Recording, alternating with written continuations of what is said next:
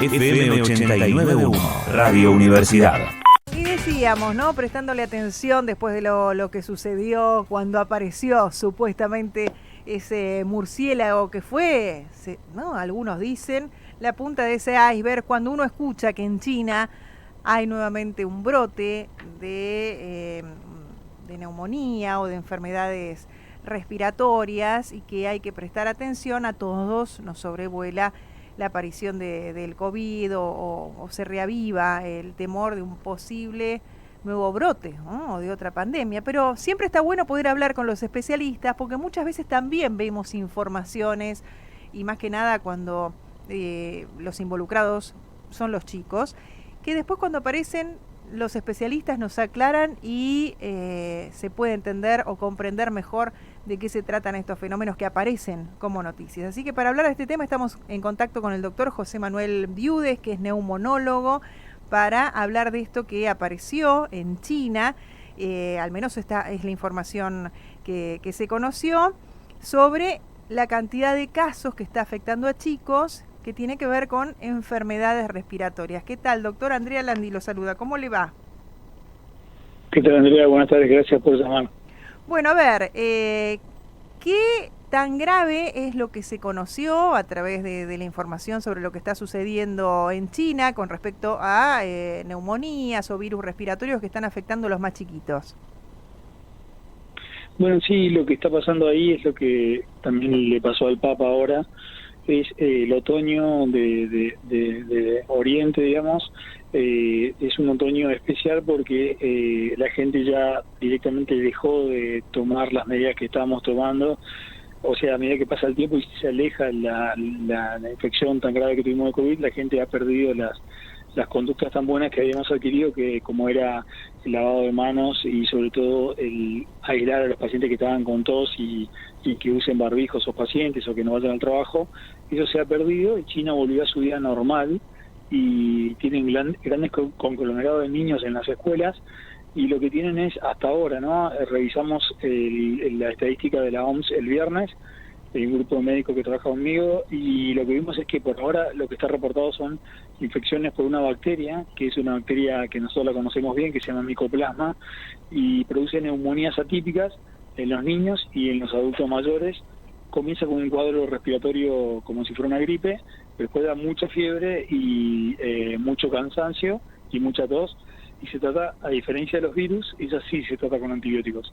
Después hay un alto reporte de gripe también en China, en los niños, y un alto reporte de otros virus como el parainfluenza, que también son virus severos. La buena noticia es que hoy estuvimos viendo un reporte de mortalidad y la mortalidad no ha cambiado, o sea, por suerte no hay mortalidad en estos niños y no se ha visto que esto se haya transmitido al resto de la población, digamos. Claro, y a ver, esto que va apareciendo nuevo, que también después, ¿no? Para aquellos que no sabemos y solamente nos guiamos por lo que escuchamos o lo que leemos, tiene que ver también con estas mutaciones que se ven en estas enfermedades respiratorias con los cambios climáticos, las zonas, porque también uno, a ver, lee esta información y ahora, escuchándolo y también, ¿no? Teniendo ya los números que da la Organización Mundial de la Salud, no se habla, ¿no? De incremento de muertes. Pero ¿por qué aparecen estas noticias y a todos nos causa tanto impacto, no? Bueno, esa es la gran pregunta y le agradezco que me la haga. El problema es que el COVID hizo que muchos pacientes se automediquen con antibióticos durante la época del COVID, sobre todo un antibiótico que se llamaba citromicina, que yo me acuerdo que figuraba, había un montón de fake news o supuestos médicos que decían que no había que ponerse la vacuna y había que tomar citromicina, corticoides y ivermectina. Sí, un expresidente de Brasil decía eso, ¿no? Claro, exactamente. Ese antibiótico que se usó tanto es el antibiótico que se usa para las bacterias como el Mycoplasma, y lo que estamos viendo y vieron en China que hay mucha resistencia por el sobreutilización de ese antibiótico. Claro. Y la bacteria es resistente a ese antibiótico, y eso es lo que está pasando en el mundo, ¿no? O sea, se vulgarizó el uso de los antibióticos, y nosotros el año pasado en el hospital italiano tuvimos el primer caso de una paciente que tenía una bacteria resistente a más de 30 antibióticos. Qué bárbaro.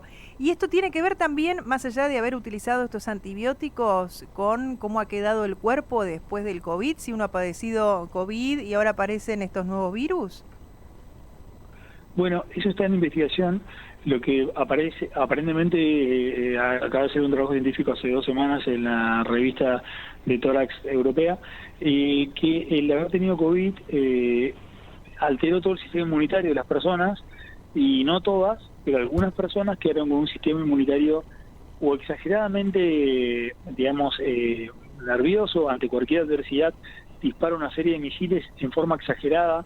Esos misiles, aparte de matar el virus, inflaman el pulmón, o exageradamente dormido, cosa que las infecciones pasan las primeras barreras de la inmunidad y llegan a producir una inmunidad, como es en el caso de estos niños. Y el tercer factor es que por el uso de barbijo, y por ejemplo China, que para mí fue un error, el aislamiento exagerado que tuvieron, estos chicos estuvieron muy aislados del contacto frecuente que debe tener un niño en su madurez inmunológica. Tiene que tener un contacto frecuente con virus, y va fabricando de a poco distintos anticuerpos que van perdiendo vigencia al paso del tiempo. Por ejemplo, al año se pierde la vigencia del anticuerpo, por eso que la vacuna de la gripe se tiene que poner cada año, porque la carga de anticuerpos cae. Esos niños durante 2 o 3 años no estuvieron expuestos a estos gérmenes, no fabricaron anticuerpos, entonces de alguna manera se encuentran como indefensos ante estos nuevos gérmenes. Claro. Claro, y a ver, ¿no?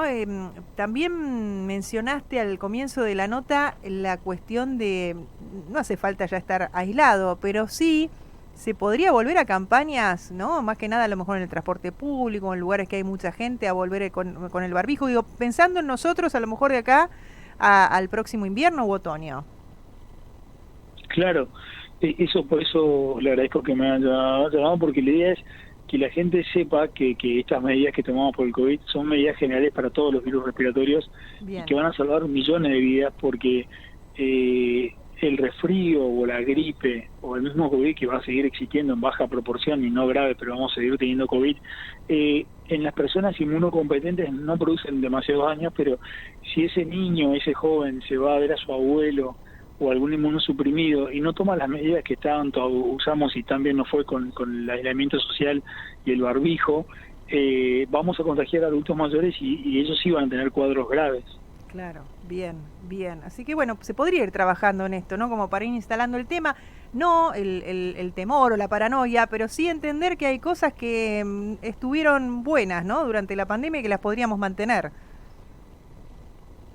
Sí, sin lugar a dudas, lo que fue revolucionario fue el barbijo. Era algo que tenía mucho tabú.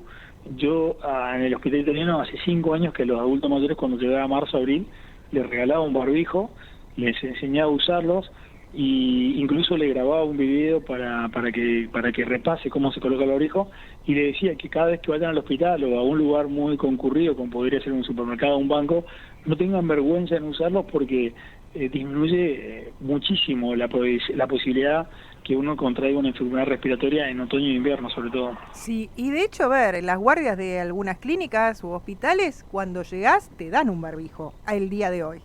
Claro, y eso está muy bien, y la verdad que debería haber una campaña, como bien decís vos, de entrega de barbijo gratuito cuando llegue el otoño. El Estado debería hacer eso, así como las clínicas te dan. Deberíamos ir con un folleto explicando en qué circuito, porque lo que también está mal fue la sobreutilización. Por ejemplo, claro, el barbijo al aire libre tiene 0% de indicación. No existe la posibilidad de que una persona se contagie al aire libre de ninguna infección respiratoria por el fenómeno biológico de lo que produce el viento en los virus. Directamente el viento los disipa hacia abajo, y el virus no llega a la mucosa respiratoria del otro paciente. Es solamente para ambientes cerrados donde no hay una circulación de aire de un lado al otro, digamos. Claro, pero incluso, a ver, también cuando empezó la pandemia, los barbijos buenos salían muy caros. Esto después, como también ahora tenemos de fabricación nacional, más allá de que los entregue el Estado o no, que ojalá esto pueda seguir haciéndose, pero también está bueno hacer estas campañas para decirle a la gente, che, mira, pasó el COVID, pero en realidad, si te seguís protegiendo así, está bárbaro, ¿eh? Claro, no, y con respecto al Estado, está bien demostrado que que el Estado invierta en estas cosas, que ya, como bien decís, gracias a Dios tenemos fábricas nacionales de buenos barbijos, reduce muchísimo los costos y el número de internaciones y la mortalidad. O sea que no solamente que le hace bien a la población, sino el Estado ahorraría muchísimo dinero, y lo mismo que las vacunas. Si el Estado tienen que hacer una campaña muy fuerte de gratuidad en las vacunas, tanto del COVID como las de la gripe, y probablemente para el invierno nuestro ya tengamos la tercera vacuna que estábamos esperando, que es el sincicial respiratorio, que antes creíamos que solo afectaba a los niños, y ahora ya sabemos que afecta a los adultos mayores, y se le podría poner a la embarazada para que el niño ya nazca con anticuerpos que la madre le va a transmitir por la placenta. Disminuiríamos muchísimo la mortalidad y el ingreso a la guardia de los niños menores de 6 meses, y en los adultos mayores la internación. Así que todo lo que sea gasto en prevención, como vacunas y barbijos, sin lugar a dudas, está bien demostrado, redunda en ahorro económico y en calidad de vida y en disminución de la mortalidad de la población. Y José Manuel, ¿qué se puede esperar para este próximo otoño e invierno aquí en la Argentina, teniendo en cuenta lo que está pasando en otras partes del mundo? En este caso, bueno, hablamos de lo que sucede en China, pero ¿qué podemos esperar nosotros? Bueno, a mí me preocupa mucho, te voy a decir algo que antes del otoño, me preocupa mucho el dengue. El niño va a traer aparejado un montón de lluvias muy, muy importantes y muy seguidas, o sea que la gente se va a olvidar de descacharrar, y el dengue y el chikungunya, que es otro virus que la gente no conoce, pero en el norte es muy, muy importante la infección que produce, realmente producen mucha, sobre todo el dengue, mortalidad, y el chikungunya produce mucha disminución de la calidad de vida y produce mucha impotencia funcional muscular, y de hecho la palabra chikungunya significa hombre encorvado, porque eso produce en las personas, produce un dolor tan importante por largo tiempo, estoy hablando de 6 meses a un año, que las personas quedan como semipostradas.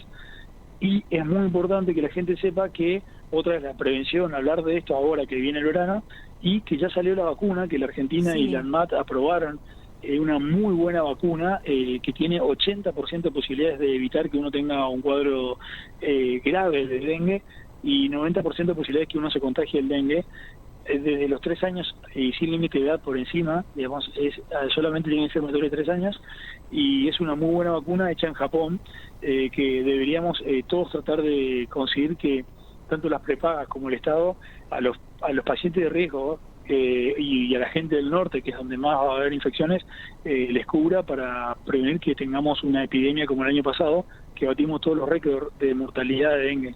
Así es, así que bueno, esperemos que así sea. ¿Ya se puede utilizar o ya se puede pedir la vacuna? Porque sí, ya está en Buenos Aires, ya está, se puede pedir, y el problema es que ahora, hasta donde yo sé, es privado, y yo creo que tenemos que usar los medios de comunicación para obligar a las prepagas que cubran ese costo, o el Estado, que seleccionen qué grupo de pacientes van a cubrir, pero deberían cubrirlo porque, otra vez, lo mismo que la vacuna antigripal, va a redundar en disminución de las internaciones, de gastos en salud y en mortalidad. Así es, bueno, vamos a estar atentos porque nos parece muy interesante, y a veces son estos temas que aparecen, viste, como una noticia, pero está bueno poder ahondar un poquito y entender que hay cosas que podemos hacer, que si bien pasaron, como el COVID, hay otras cuestiones que siguen estando, como las enfermedades respiratorias, y que hay prevenciones que podemos seguir teniendo para evitar consecuencias como las que describías. Así que vamos a seguir hablando de este tema porque nos parece más que interesante, y me parece que está buenísimo poder divulgarlo. Así que te agradecemos mucho, José Manuel. Muchas gracias, y a sus órdenes cuando quieran. Hablábamos con el doctor José Manuel Viudes, neumonólogo. Bueno, empezamos hablando sobre estas informaciones que aparecieron en China, pero escucharon todo lo que dijo, ¿no? El barbijo no está de más si vas a un lugar cerrado, si sos un adulto mayor, si estás... no hace falta el aire libre, pero sí hay cosas, qué sé yo, un transporte público, que pueden prevenir enfermedades que están circulando. Si anduviste automedicándote durante el COVID, a lo mejor después, viste, si te agarra otra enfermedad respiratoria, tenés cierta resistencia a los medicamentos que utilizaste. Porque, ¿no? Bueno, digo, hay que estar atentos. Y estaría buenísimo que se pudieran hacer campañas para evitar esto, internaciones, cuadros graves, porque, bueno, el barbijo me parece que llegó, y obviamente nadie nos va a volver a aislar, porque esto ya pasó, pero podemos seguir cuidándonos y evitando consecuencias mayores. Desde la Universidad Nacional de La Matanza, Radio Universidad FM 89.1. Siempre cerca.